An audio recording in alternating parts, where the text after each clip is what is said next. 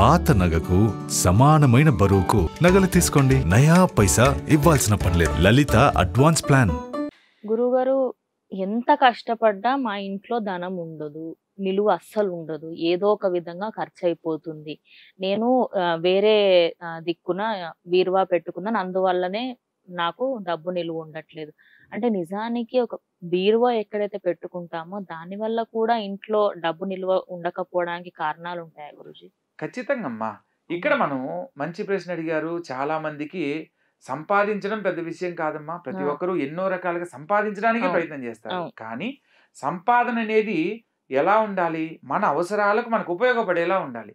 ఆ సమయానికి ఖర్చయిపోవడమో, లేకపోతే ఏదో కారణం చేత మనం ధనాన్ని కోల్పోవడమో జరుగుతుంది అనంటే, ఆ సంపాదన మనకు పనికిరానట్టే. హ్మ్.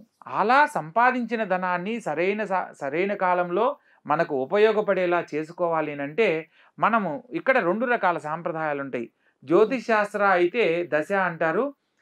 వాస్తు శాస్త్ర రీత్యా అయితే దిశ అంటారు. హ్మ్. దశలు అనంటే మనకు జాతకంలో ఏ గ్రహాధిపతికి సంబంధించిన దశలు, అంతర్దశలు జరుగుతున్నాయో వాటిని బట్టి ఫలితాలు తెలుసుకోవడం. హ్మ్. అదే విధంగా దిశలోనంటే ఉన్న దిక్కులను బట్టి కూడా మనం ఉన్నతమైన జీవితాన్ని పొందడానికి వాస్తు ద్వారా మనం శుభ ఫలితాలు పొందడానికి అవకాశం ఉన్నట్టు వాస్తు శాస్త్రం తెలియజేస్తుంది. అంటే జాతకం బాగలేదు, కానీ మనం వెళ్ళిన ఇల్లు గనక అనుకూలంగా వాస్తు ప్రకారం అనుకూలించినట్లయితే తద్వారా ఆర్థికంగా కానీ కుటుంబ పరంగా కానీ స్థిరపడడానికి కారణమవుతుంది. కొందరు చూడండి, సొంత ఇంట్లో ఏమో కలిసి రాదు, అద్దిల్లు తీసుకోగానే బ్రహ్మాండంగా కలిసి వచ్చి కలిసొస్తుంది. వాళ్ళు 4, 5 ఇల్లు కొనుక్కునే స్థాయికి ఎదగడానికి ప్రధానమైన కారణమవుతుంది.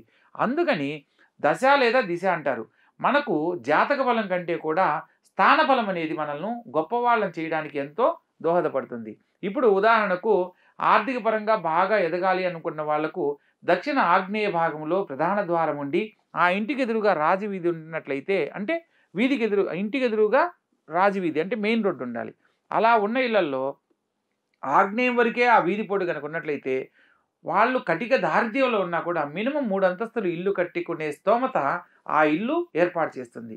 అంటే ఓకే. వారి యొక్క పేరు బలాన్ని బట్టి కొందరికి అది అనుకూలమా కాదనేది వాస్తురీత్యా నేరుగా మమ్మల్ని సంప్రదించి తెలుసుకొని కట్టుకోవచ్చు. హ్మ్. లేదా రాజకీయ రంగంలో అగ్రగామిగా ఉండాలనుకున్నారనుకోండి, పడమర వాయువ్యంలో ప్రధాన గుమ్మం ఉండి దానికి ఎదురుగా రాజవీధి ఉన్నట్లయితే ఆ ఏరియాకి ఫస్ట్ లీడర్ అవుతారు, ఆ తర్వాత ఆ కాలనీకి లీడర్ అవుతారు, ఆ తర్వాత ఆ గ్రామానికి లీడర్ అవుతారు, ఆ తర్వాత రాజకీయ రంగంగా అతను ఎమ్మెల్యే అయినా, మంత్రి అయినా, ఎంపీ అయినా కూడా ఆశ్చర్యపోవాల్సిన అవసరం లేదు. ఆ వాస్తు బలం అనేది జాతకరీత్యా అతనికి ఉన్నా లేకపోయినా వాస్తు బలం అతనికి ఆ గొప్ప స్థితిని కల్పిస్తుంది.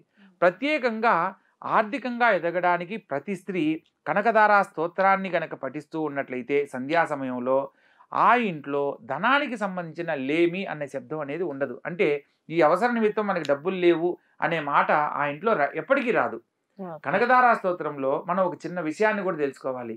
సాక్షాత్తు ఆదిశంకర భగవత్పాదులు ఒక వయోవృద్ధురాలైన పేదరాలు ఇంటికి వెళ్ళి భిక్షాటన చేస్తాడు.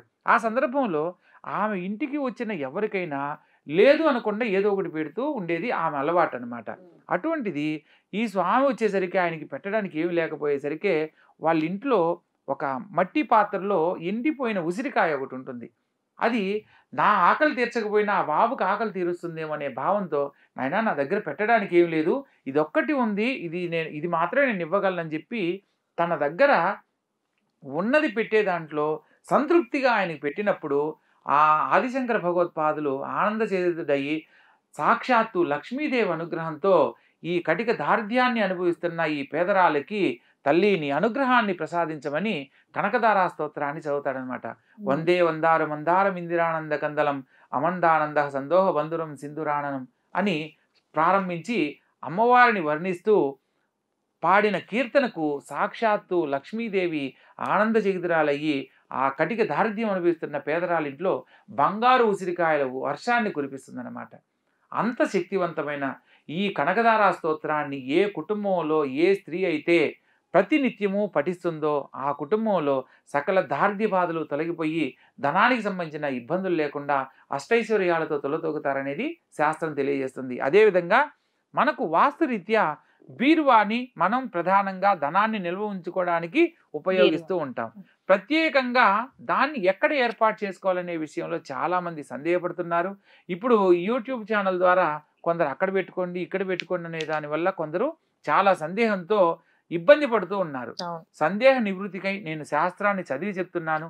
మాకు వంశపారంపర్యంగా మా ఇంట్లో అందరూ కూడా నాన్నగారు అన్నదమ్ముళ్ళు అందరూ కూడా వాస్తు సిద్ధాంతులు. అలా మేము అంటే ఆ యొక్క అనుభవంలో చెప్తున్నాను. దక్షిణ నైరుతి భాగంలో ఉత్తరముఖంగా బీరువాని ఏర్పాటు చేసుకున్న ఇంట్లో ఏ దారిద్ర్య బాధలు ఉండవు. మీ యొక్క ధనము రూపాయికి 10 రెట్టింపు అయ్యేలా మిమ్మల్ని అనుగ్రహిస్తుందనేది మనం తెలుసుకోవచ్చు. మీకు సింపుల్గా ఉదాహరణ చెప్తాను.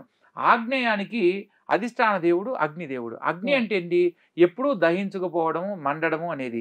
అంటే ఆ భాగంలో కనుక బీరువాని ఏర్పాటు చేసుకుంటే వారి యొక్క ధనం కూడా అనవసరమైన ధన వ్యయం అవుతూ ఉంటుంది. అంటే అనవసరమైన వాటికి ధనం ఖర్చు అవ్వడం వల్ల సకాలంలో ధనం నిల్వదు అనేది మనం తెలుసుకోవచ్చు. అదేవిధంగా పడమర వాయువ్యం ఆ భాగంలో వాయువ్యానికి అధిష్టాన దేవుడు ఎవరు? వాయుదేవుడు. వాయువు అంటే గాలి. గాలి ఒక చోట స్థిరంగా ఉంటుందా? ఉండదు. అలాగే అక్కడ భాగంలో గనక మనం బీరువాని ఏర్పాటు చేసుకుంటే గాలి ఎలా అయితే నిలబడదో ధనం కూడా పెట్టిన ధనము మనమే ఈ ₹1,00,000 అసలు దాచిపెట్టాలి, ఈ డబ్బులు అసలు తీయకూడదని పెట్టిన వాళ్ళ మనమే దాంట్లో ఎంతో కొంత 90,000 మనమే తీయాల్సిన పరిస్థితి ఏర్పడుతుంది. అందువల్ల వాయువ్య భాగంలో ఏర్పాటు చేయకూడదు. ఈశాన్య భాగానికి నీటిని మనం ప్రామాణికంగా తీసుకుంటాం. ఈశ్వరుడు స్వస్థానం అంటాము. ఈశాన్యం అసలు పూజకి వల్ల బరువు కూడా పెట్టకూడదని అంటాము. కానీ ఈశాన్యం నీరుండాలని నీటిని పాటిస్తాం. నీరు ఎక్కడైనా స్థిరంగా ఉంటుందా? ఒక చోటు నుంచి ఒక చోటి పారే స్వభావం ఉంటుంది కాబట్టి అక్కడ కూడా ధనాన్ని ఏర్పాటు చేస్తే నీళ్లలాగా ఒక చోట ఉండకుండా ఖర్చు అయిపోవడానికి కారణమవుతుంది. ఇక దక్షిణ నైరుతిలోని ఎందుకు పెట్టుకోవాలి అంటే మనం ఇప్పుడు చెప్పిన భాగాల్లో ఎక్కడైనా గుమ్మాలు పెట్టుకుంటాం. కానీ దక్షిణ నైరుతిలో ఇంటి లోపల భాగాన్ని సెక్యూరిటీగా మనం గుమ్మాలు ఏర్పాటు చేసుకుంటాం. కానీ దక్షిణ నైరుతిలో కానీ పడమర నైరుతిలో కానీ ఎక్కడ బయటికి గుమ్మాలు ఎక్కడ పెట్టం. దాన్ని పిశాచి స్థానం అని అంటాము. నిరుతి అనే ప్రదేశం నైరుతి అని అంటాము. ఈ యొక్క నైరుతి భాగంలో పిశాచ స్థానంలో గనక దక్షిణ నైరుతి భాగంలో ఉత్తరముఖంగానే మనం బీరువాని ఏర్పాటు చేసుకోవాలి. వీలు కాని వాళ్ళు తూర్పు ముఖంగా కూడా దక్షిణ నైరుతిలో బీరువాని ఏర్పాటు చేసుకోవచ్చు. ఉత్తరానికి ఎందుకు తిప్పాలని అంటే ఉత్తరానికి అధిష్టాన దేవుడు కుబేరుడు. కుబేరుడు నడవలేని స్థితిలో ఆయనకు ఎదురుగా ఎక్కడైతే కదలకుండా ఆయన్ని కదిలించకుండా ఉంటారో ఆ ప్రదేశంలో వెళ్ళి కూర్చోవడం అది ఆయన అలవాటు. అందుకని మనం దక్షిణ భాగంలో దక్షిణ నైరుతిలో ఉత్తరముఖంగా బీరువాని ఏర్పాటు చేసినప్పుడు మనము బట్టలు దాచిపెట్టుకునేది పూర్వకాలంలో కూడా చూడండి ధాన్యాగారానికి సంబంధించిన ఏదైనా భాండాగారాలన్నీ కూడా దక్షిణ నైరుతిలోనే ఉండేవి. అక్కడ ఏర్పాటు చేసిన సంపద ఒక బియ్యం బస్తా వేస్తే పుట్లు బస్తాలు కూడా ఆ భాగంలోనే నిల్వ ఉంచుకునేవాళ్ళు. అంటే ఆ ధాన్యం ఎలా అయితే వృద్ధి చెందుతుందో వాళ్ళ అవసరాల నిమిత్తం ధనం కూడా అలా సమకూరేది. కాబట్టి ధనానికి సంబంధించి మనం దక్షిణ నైరుతిలో ఉత్తరముఖంగా కనుక బీరువాని ఏర్పాటు చేసుకున్నట్లయితే ఆ ఇంట్లో ధనానికి సంబంధించిన ఏ సమస్యలు లేకుండా ఆనందకరమైన జీవితంలో వాళ్ళ అవసరాల నిమిత్తం కోరినంత ధనాన్ని పొందడానికి అవకాశం ఏర్పడుతుంది.